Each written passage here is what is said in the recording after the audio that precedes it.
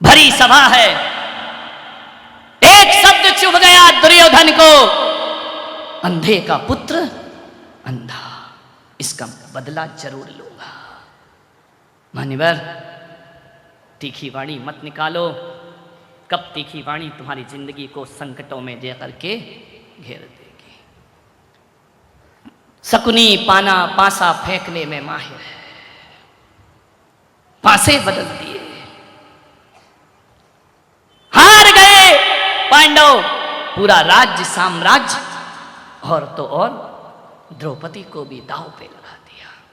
शकुनी के अंदर पीड़ा है कि मेरी बहन गांधारी, जिसे वो सबसे ज्यादा प्यार करता था, उस गांधारी का क्या कसूर था, एक अंधे के साथ उसकी शादी कर दी। शकुनी अपने मुंह में जी रहा था, दुर्योधन अपने मुंह में था, धृतराष्ट्र अपने मुंह में जी रहे थे। मान्यवर, हार गए द्रौपदी को। दुर्योधन ने कहा कि दुशासन, भरी सभा में द्रौपदी को लाया जाए। इतिहास का सबसे काला अध्याय, ध्यान रखना, इस भारत देश के लिए सबसे बड़ा बदनुमा दाग ये महाभारत की घटना है। मान्यवर, इससे बुरा काला अध्याय धरती पर दूसरा नहीं हो सकता है। घसीट कर लाता है बाल पकड़ के मां तुल्य भाभी को, ध्यान रखना, ऐसे अपशब्द, ऐसी गालियां इतिहास में किसी ने अपनी मां के समान भाभी को नहीं दी होंगी। जो गालियां दुशासन देता हुआ एक अबला को घसीट करके बाल से पकड़ के भरी सभा में लेकर आता है। मासिक धर्म से है द्रौपदी, उसे निर्वस्त्र करने का षड्यंत्र रचा जा रहा है। द्रौपदी को लाया गया, पति को लथाड़ा द्रौपदी ने, क्या हक है तुमको मुझे दांव पे लगाने का। नारी नारी होती है, कोई सामान नहीं हुआ करती है कि उसे जुए में हार दिया जाए। सिर झुकाकर बैठे हैं पांडव।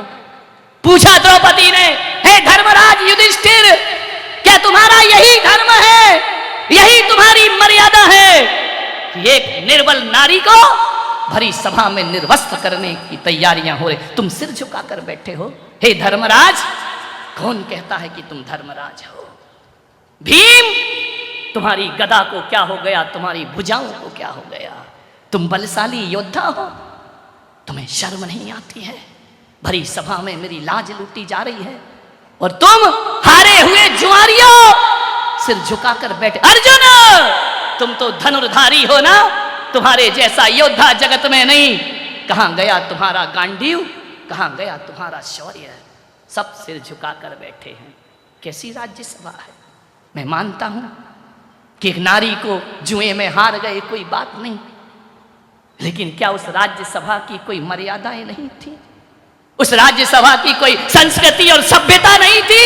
एक हारी हुई नारी के साथ ऐसा दुर्व्यवहार। वह देखती है कि पितामह भीष्म, आप तो बड़े अटल प्रतिज्ञाधारी है ना, तुम्हारी कुलवधू को यहां अपमानित किया जा रहा है, जैसे कैसे सिंहासन से बंद करके बैठे हो? द्रौपदी ने ललकारा पितामह को कि पितामह, थोड़ी तो अपने अंदर इंसानियत को जन्म दो। खड़ी है भरी सभा में द्रौपदी। द्रोणाचार्य, कृपाचार्य, कहां है तुम्हारी विद्याएं? कहां है तुम्हारा ज्ञान? कहां है तुम्हारी शस्त्र विद्या? क्या तुम हस्तिनापुर का मार्गदर्शन करते हो? चारों तरफ चीख रही है द्रौपदी पागल की तरह, विवल है, असहाय है, किसे पुकारे? जहां दृष्टि डालती है कोई उसका ध्यान नहीं रखा करता है। क्या हस्तिनापुर की ये मर्यादाएं बची हैं? ये हस्तिनापुर वो हस्तिनापुर जहां तीर्थंकर महापुरुषों का जन्म हुआ करता है, जहां बड़े बड़े हे महाभारत के नायकों, एक द्रौपदी की लाज लुट रही है, तुम सिर झुकाए बैठे हो। सारी राज्यसभा लज्जित है। धृतराष्ट्र से कहा, तात, हमने तो सुना था कि तुम्हारी बाहर की आंखें फूटी हैं। अरे तुम चाहते तो ये सब रुक सकता है। तुम कह सकते हो दुर्योधन को कि इतना अन्याय मत करो, एक नारी को निर्वस्त्र मत करो। अट्टहास कर रहा है दुर्योधन, दुशासन चीर खींचने को तैयार है। असहाय नारी हस्तिनापुर की राजसभा में जहां जहां दृष्टि डालती है, कोई हाथ सहायता को नहीं बढ़ा करता है। और दुशासन ने द्रौपदी की साड़ी को हाथ बढ़ाया। चीख रही, बिलख रही द्रौपदी, नहीं मेरे साथ ऐसा अत्याचार मत करो, इतना मत गिराओ इस भारत के दर्शन को, अध्यात्म को, संस्कृति को। हे धर्म प्राण हस्तिनापुर, ये काला इतिहास। धृतराष्ट्र, जब भी तुम्हें दुनिया याद करेगी, कुल कलंकी कह करके दुनिया तुम्हें याद, कोई अपना नाम, अपने बच्चे का नाम धृतराष्ट्र नहीं रखेगा। ऐसा तुमने घिनौना कृत्य यहां पर हो रहा है। जब देखा उसने, द्रौपदी ने, कोई आशा की किरण नहीं।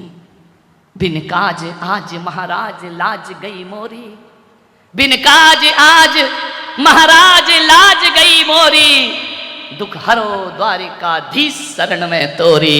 दुख हरो द्वार, हे माधव, अब ये सभा अंधी हो गई है, यहां का राजा ही अंधा नहीं है, आज इस सभा में एक एक व्यक्ति अंधा दिखाई दे रहा है।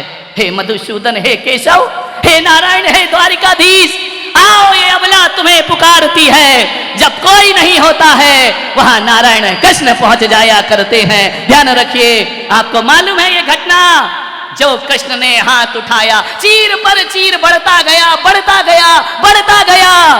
देखा आपने वह दृश्य अपनी आंखों से, किसी की लाज। ये वही कन्हैया है जो गोपियों के वस्त्र चुराता है, ये वही कन्हैया है जो द्रौपदी की लाज बचाता है। इतना चीर बढ़ा, इतना चीर बढ़ा, खींचते खींचते दुशासन बेहोश होने लगा। मालूम है, द्रौपदी ने कहा कि हे केशव, मैं तुम्हारा एहसान जिंदगी में नहीं भूल पाऊंगी।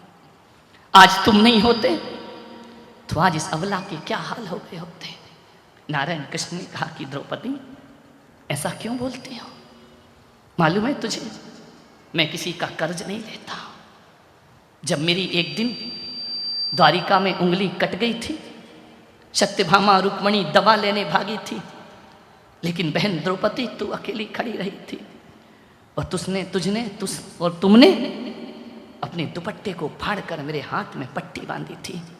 और उसी दिन द्रौपदी, मैंने कहा था कि जो साड़ी की चिंदी तूने मुझे बांधी है, एक दिन साड़ियों का अंबार लगा दूंगा तुझे। कृष्ण किसी का मुफ्त में नहीं लेते, सुदामा के चिवड़े खाते हैं और द्वारिका जैसी नगरी बसाकर लौटा देते हैं। मैं आपसे निवेदन कर रहा हूं सूरत वालों, संत पुरुष महापुरुष किसी से कुछ नहीं लेते, और यदि किसी से कुछ ले लें तो दरिया भर वापिस लौटाने की ताकत रखा करते हैं। संत क्या लेगा तुमसे, क्या करेंगे महापुरुष? कृष्ण इतना लेते हैं और दरिया भर लौटा दिया करते हैं। मान्यवर, द्रौपदी नैनों से छल छला गए। एक चिंदी का इतना बड़ा उपकार माना कृष्ण ने। एक बात ध्यान रखना, मूर्ख लोग होते हैं जो किसी पे एहसान करते हैं तो जिंदगी भर याद रखते हैं, ज्ञानी होते हैं जो एहसान करके भूल जाया करते हैं। ध्यान रखना, द्रौपदी तो भूल गई थी। एक चिंदी साड़ी बन जाया करती है। अपनी जिंदगी में ऐसे कई क्षण आएंगे। आपसे निवेदन करता हूं कि आज किसी की सहायता करोगे, कल वो महावृक्ष बनकर हमारी सहायता करेगा। ध्यान रखना, जीवन इसी का नाम हुआ करता है। आपसे मेरा इतना ही निवेदन। द्रौपदी ने कहा, अभी केस नहीं बनेंगे, जिन केसों को पकड़ के दुशासन तू लेकर आया है मुझे, और जब तक भीम इसकी भुजाएं नहीं तोड़ देगा, ये द्रौपदी अपने केस बांधने वाली नहीं है। और जो जंगा ठोक ठोक कर दुर्योधन चिल्ला रहा था, उसने कहा कि भीम, इसकी जंगा जब तक चूर चूर ना हो जाए, ये द्रौपदी अपने केस को बांधने वाली नहीं है। ध्यान रखना। मान्यवर, नारायण कृष्ण ने कहा, यह धृतराष्ट्र, अभी भी समझा रहा हूं, मान जाओ, और यदि नहीं माने ना तो हे अंधे धृतराष्ट्र, 100 पुत्रों की लाश पे आंसू बहाना पड़ेंगे तुमको।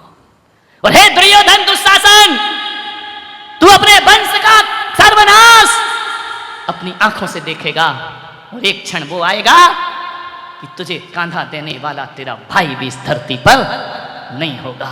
ये परिवार की लड़ाइयां, ये परिवार के विवाद, दुर्बुद्धि दुर्योधन गया कृष्ण के पास, कुरुक्षेत्र की लड़ाइयां हैं, शकुनी ने भेजा, जा वो माफ कर देते हैं सबको, उनकी माफी का फायदा उठा, जा उनसे कुछ लेके आ, युद्ध की तैयारियां हैं। गया दुर्योधन, सिर के पास खड़ा हुआ, अर्जुन चरणों में खड़ा हुआ, आंख खुली नारायण की, मांगो अर्जुन, पहली बार तुम देखे। दुर्योधन ने कहा, ठहरो नारायण, मैं भी खड़ा हूं, मुझे मांगने का हक पहले। बोले मेरी आंख खुली, पहले चरणों पर गई, वहां अर्जुन बैठा था, तुम सिर पर थे, तुम्हें मैंने देखा नहीं। अर्जुन ने कहा, माधव दे दो उसको पहले, ये ज्ञानी लोग होते हैं, मांग रहा है ना, मालूम है दुर्बुद्धि मांगेगा क्या, इसमें अकल नाम की तो चीज नहीं है। बोले मांग ले, तू मांग ले पहले।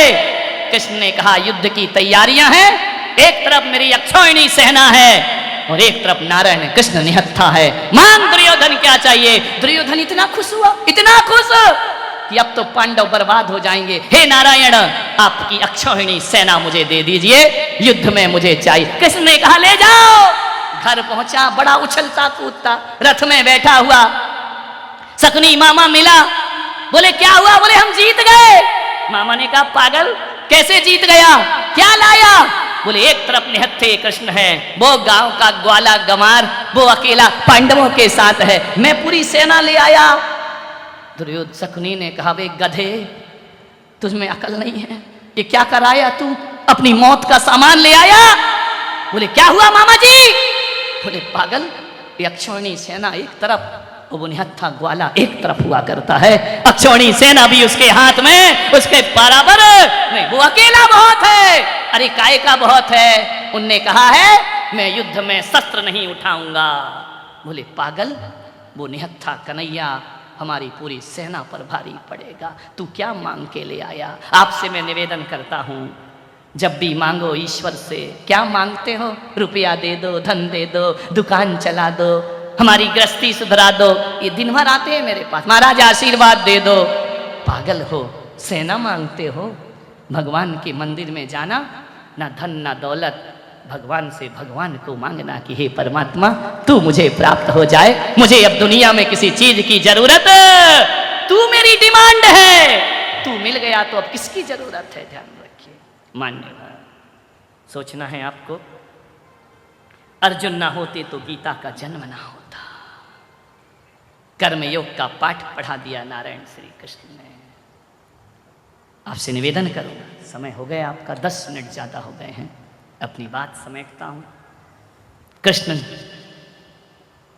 की लीलाएं, कृष्ण हकीकत में गोपियों की मटकी नहीं फोड़ते थे, माखन की मटकी नहीं फोड़ते थे, कृष्ण सबके पापों की मटकियां फोड़ा करते थे। ध्यान रखना, आज पूरे सूरत में मटकियां बंधी होंगी, माखन गायब है, चॉकलेट भरी है, कहां से कन्हैया मिलेगा तुमको। ध्यान रखिए, केले भरे हैं, ऐसा मुझे पता चला है। एक आदमी बोला, महाराज आपको सब पता कैसे चल जाता है। मैंने कहा क्या बताऊं, मेरे जासूस शहर के कोने कोने में फैले हुए हैं। मान्यवर, कान्हा का जन्मदिन है,